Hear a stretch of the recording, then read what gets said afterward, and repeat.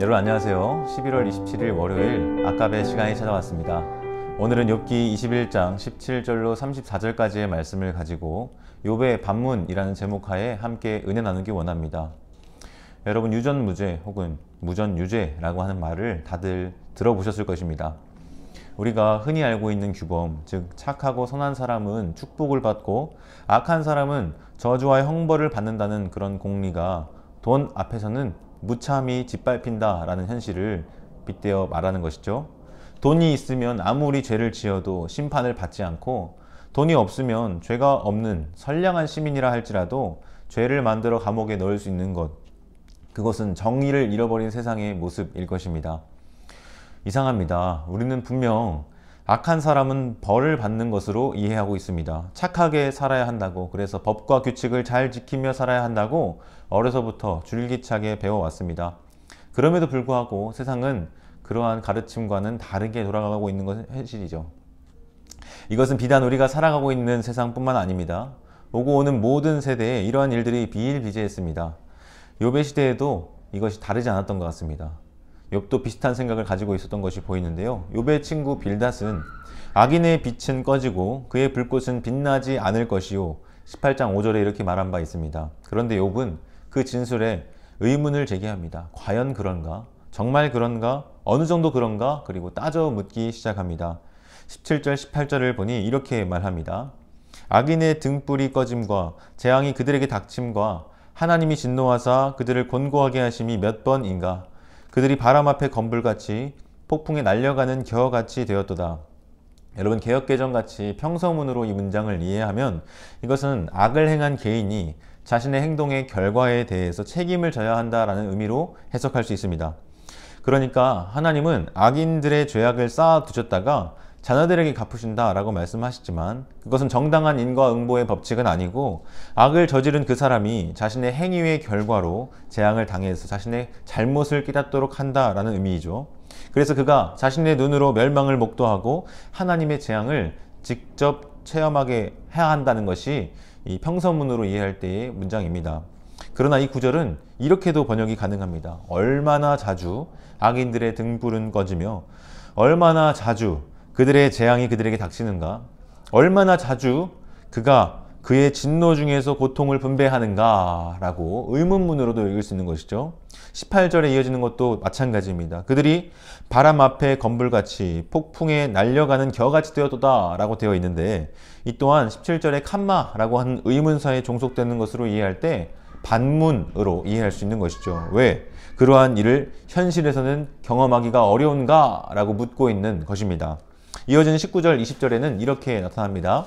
하나님은 그의 죄악을 그의 자손들을 위하여 쌓아두시며 그에게 갚으실 것을 알게 하시기를 원하노라.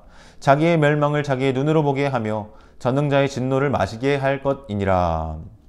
여러분, 사실 19절 20절도 마찬가지로 17절의 의문사에 걸리는 것으로 이해한다면 다르게 읽힙니다. 하나님이 악인의 재산을 그의 자녀들에게 주지 않으시려고 숨겨두신다고? 하나님이 악인이 뿌린 대로 그에게 악으로 갚아주신다고? 악인은 자신의 멸망을 자신의 눈으로 직접 보게 된다고? 그가 전능하신 분의 진노를 삼키게 된다고? 계속해서 의문사로 이렇게 질문을 하고 있는 것이죠. 결국 이 모든 것은 욥이 경험한 세계에서 보고 느낀 바를 토대로 반문하고 있는 것입니다. 이처럼 규범적 지혜로는 설명 안 되는 현상들이 그 욥이 경험한 세상 속에는 너무나도 많이 일어나고 있음을 지적하고 있는 것입니다. 어디 그뿐입니까? 욥은 23절 이하에서 또다시 불평등하고 불공정한 현실에 대해 반문합니다. 23절 말씀 이하에 보면은 어떤 사람은 죽도록 기운이 충실하여 안전하고 평안하고 그의 그릇에는 젖이 가득하며 그의 골수는 윤택하고, 25절 어떤 사람은 마음의 고통을 품고 죽음으로 행복을 맛보지 못하는도다. 이 둘이 매 한 가지로 흙 속에 눕고 그들 위에 구더기가 덮이는구나. 욥이 보기에, 욥의 눈에는 이런 일들이 너무나도 불공평한 것입니다. 누구는 잘 살고 누구는 못 산다. 누구는 모든 것이 아주 평안하고 편안해서 옆구리나 허벅지에 살이 찌고 뼈 안에 골수마저도 풍족한 사람이 있는 반면에, 또 누군가는 평생토록 한 번도 좋은 것을 맛보지 못하고 고통스럽게 살다가 죽음을 맞이하는 사람도 있다는 것입니다. 이때 욥은 선악 개념 그리고 의인과 악인의 이분법을 적용하지 않습니다. 잘 먹고 잘 사는 사람에게 의인이라는 단서를 달지 않았죠. 반대로 삶에서 고통만 겪은 사람에게 악인이라고 하는 딱지를 붙이지도 않았습니다. 그러니까 인과응보나 보상 원리와는 무관한 현실에 대해 지금 욥은 이야기하고 있는 것입니다. 그리고 26절에 무엇라고 말합니까? 평생 행복한 삶을 살았든 고통 속에 살았든 간에 그 둘 모두에게 공평한 죽음이 찾아온다는 이야기를 하고 있습니다. 죽음 앞에서는 가난하든 부하든 많든 적든 모두 동일하다는 주제가 나타나고 있는 것입니다. 이것은 반성적 지혜의 중요한 주제 중 하나입니다. 우리 모두가 다 죽음을 맞이하게 된다는 사실 말이죠. 의인은 생명, 악인은 멸망이라고 하는 규범적 지혜와 인간은 모두 죽는다는 반성적 지혜는 이 지점에서 서로 충돌합니다.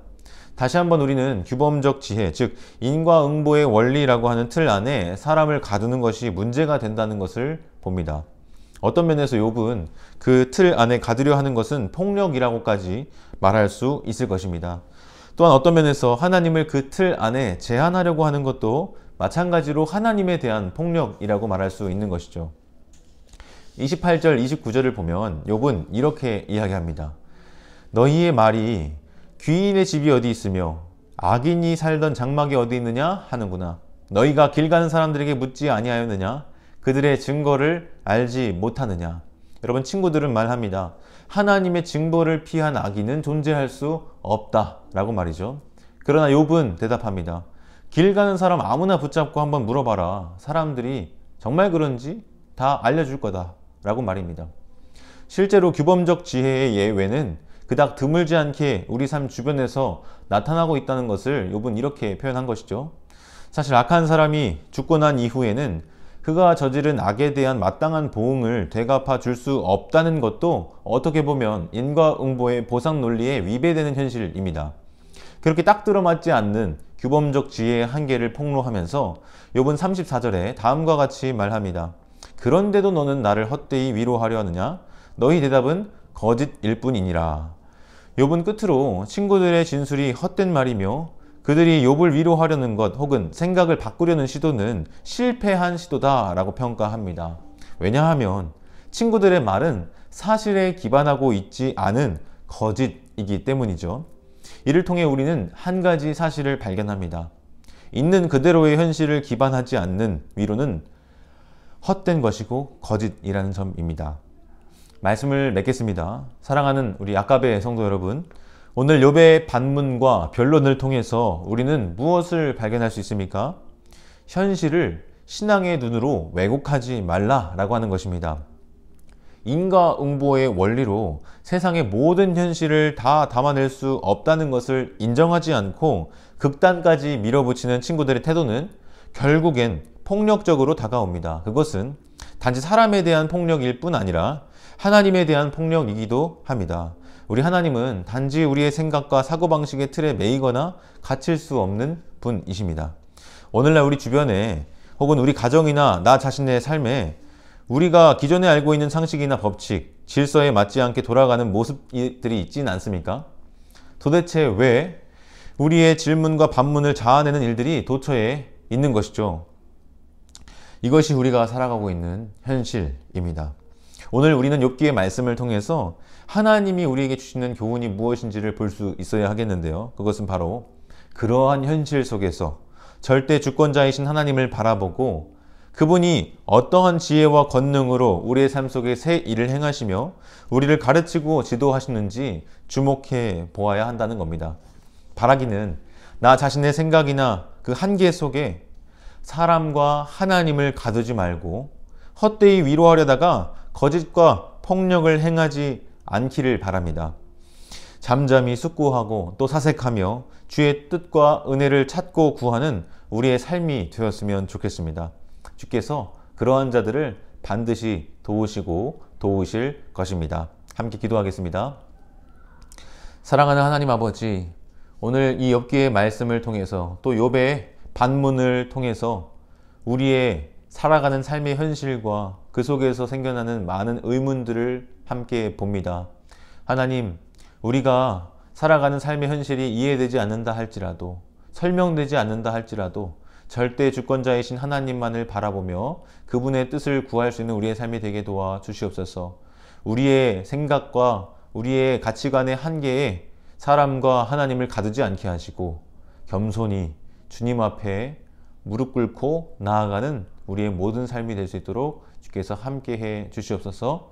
의지하오며 예수님의 이름으로 기도합니다. 아멘. 오늘도 말씀과 더불어 동행하는 한 날 되시기 바랍니다.